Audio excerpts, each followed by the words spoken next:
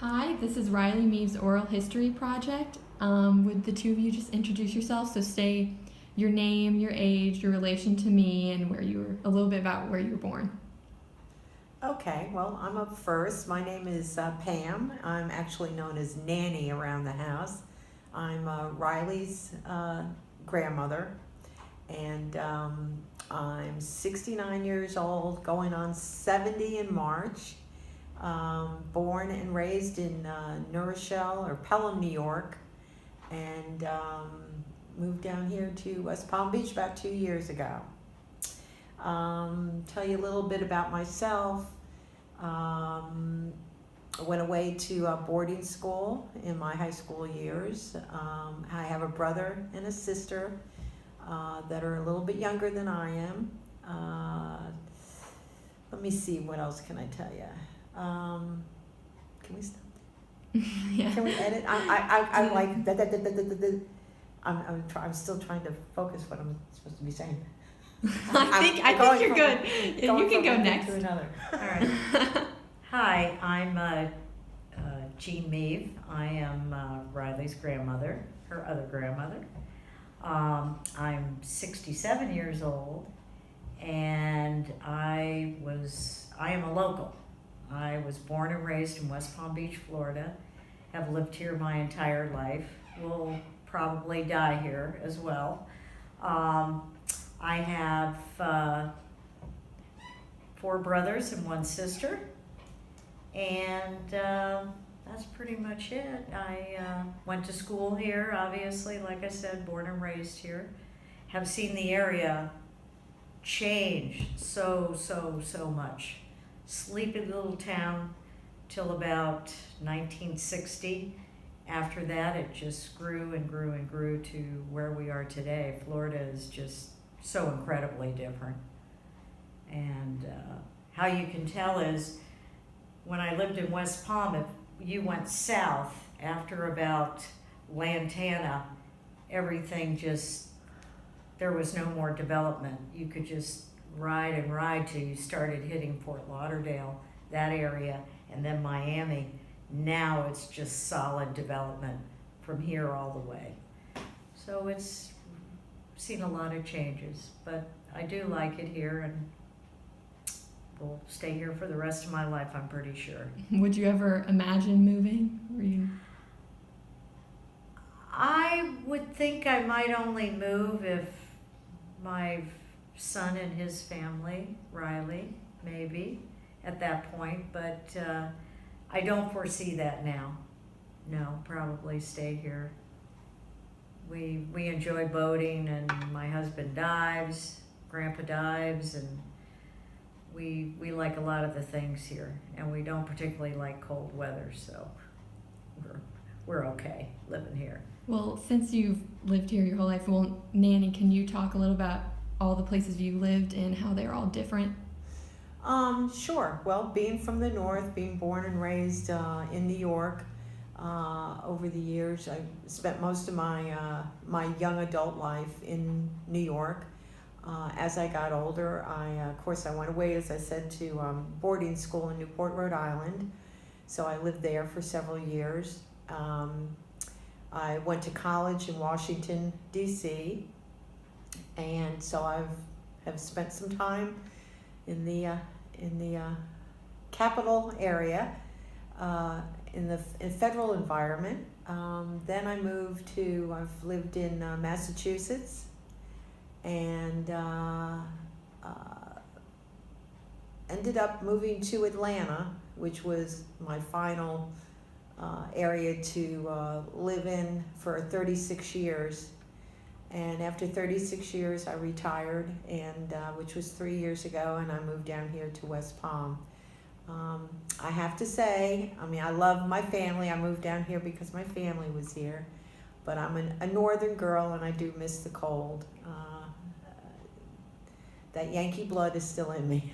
I love cold weather, and I do go back to Atlanta. My sister lives in Atlanta, so I do get to go back and spend some time up there and visit with them. My brother lives in the Cape Cod area, so I still get to go visit him up in that area.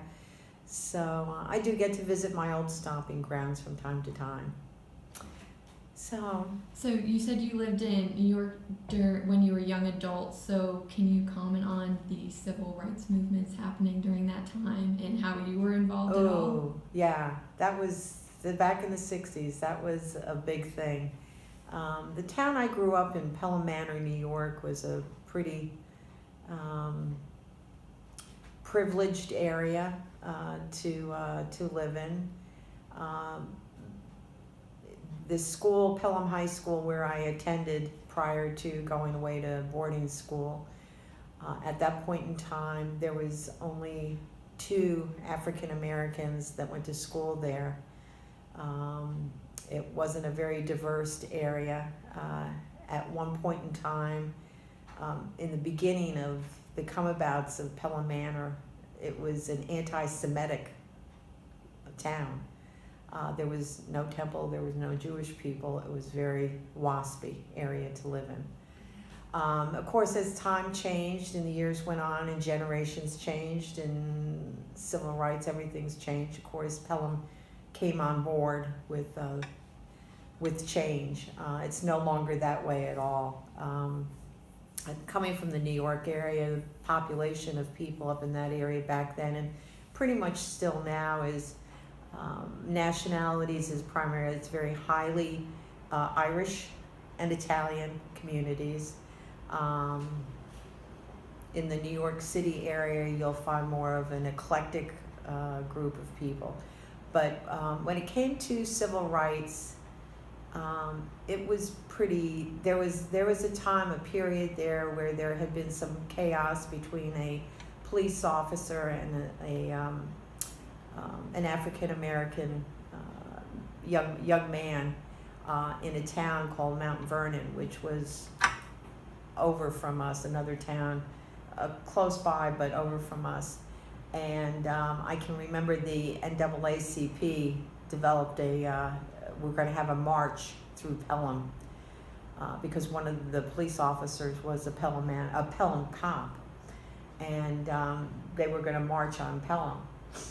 And I can remember none of the parents would allow their children outside of the house.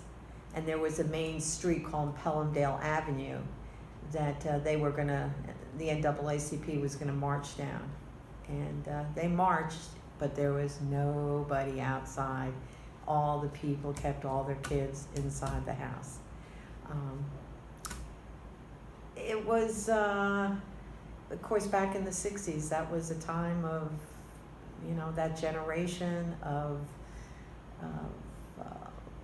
love, peace, war. I think it was a change for a lot of things for that generation and for the rest of the world.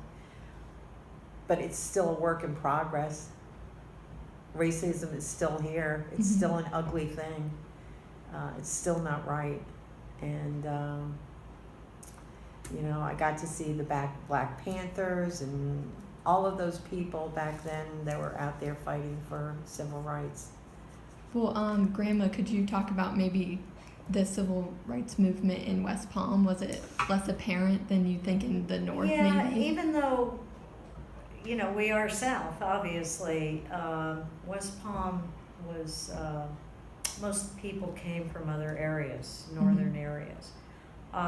We did have a little unrest here in the Riviera Beach area. Some rioting, didn't last real long. And I went to a private school, so when the schools were segregating, we are integrating, it didn't really affect me, Yeah. And I do remember it was a parochial Catholic school, and there were two kids in my class, but they came from a much more privileged background. It wasn't quite, someone who grew up underprivileged. I think his father was a doctor, so it's a little hard for me to speak to it because it really wasn't around me too much. I do remember growing up in this area, even though, like I said, it wasn't the South. I do remember going into grocery stores and having water fountains, blacks and whites. And I remember thinking that was really odd to me, you know. I mean, and the city buses, I took the bus to my school, my grade school, and you know, it had the signs on there, blacks to the back of the bus. Of course, all of us kids, we went to the back of the bus. we took their places, and nobody said anything. The blacks would sit wherever they desired to sit. So it was a little different here. I never saw anything bad. So Yeah, which was I didn't. good. Yeah. I didn't see any of Yeah. that because Where the you South were. was the South and the North Yes. was the North, and you didn't see segregation per se Yes. like you'd see in the South, or Correct. the North. Yes. You know? Yes. I mean, I saw. It wasn't as blatant Correct. as it is in the South. It was in the South. I don't know, seeing those signs in the grocery store on the water fountains and on the city, See, I on the didn't. buses. You never see that.